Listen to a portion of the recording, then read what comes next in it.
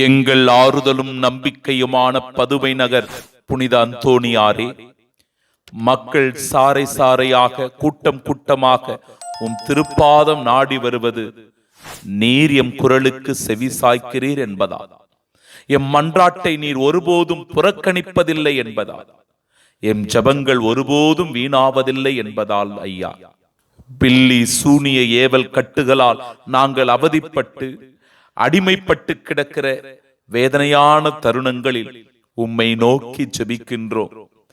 இந்த தீமை பொல்லாப்புகளிலிருந்து எங்களுக்கு விடுதலையை பெற்றுத்தாரும்.